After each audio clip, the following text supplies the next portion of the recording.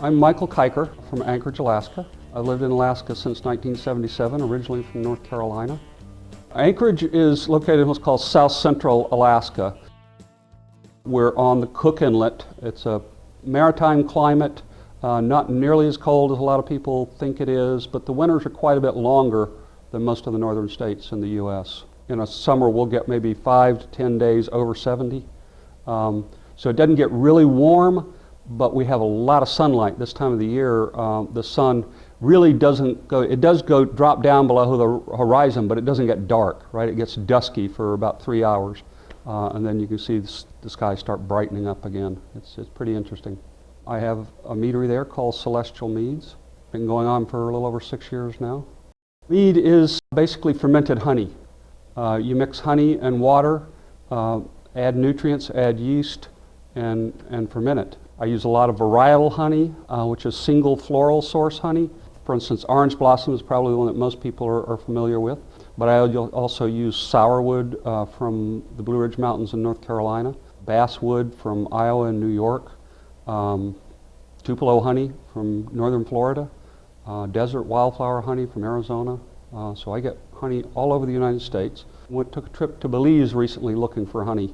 Have yet to ferment those, but I'm going to try them and see what happens. There's 3 basic categories. Traditional mead or show mead means it's just made with honey. When we add fruit to it, it's called a melomel. Add herbs and spices, it's called a metheglin. Inside of those, there's lots of other categories. Sizer is a melomel that's made with apples. Piment is a melomel that's made with grapes. And there's lots of other kind of arcane names for specific combinations. I make meads all over the map. I've got lots of sizers, I've got piments, I've got lots of traditional meads. I try to use a lot of local fruit when I do it. We grow, surprisingly, lots of berries. We have apples in Alaska too. I'm just putting an orchard, a small orchard in my backyard, 16 apple trees and 8 cherry trees. There's just a tremendous variety of meads available. And one of the things that I'm trying to do is to really expand people's perception of what mead is.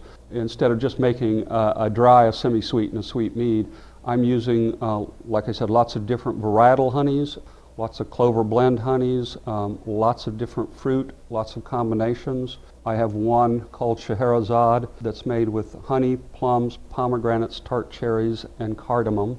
I'm doing a lot more barrel aging of meads. As a matter of fact, I'm going to release a new line of meads under the name the Alaska Meadery that are very high-end, very high alcohol, all barrel-aged meads.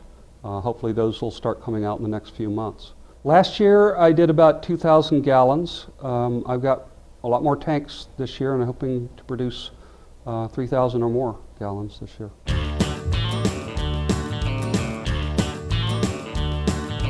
Drink more mead.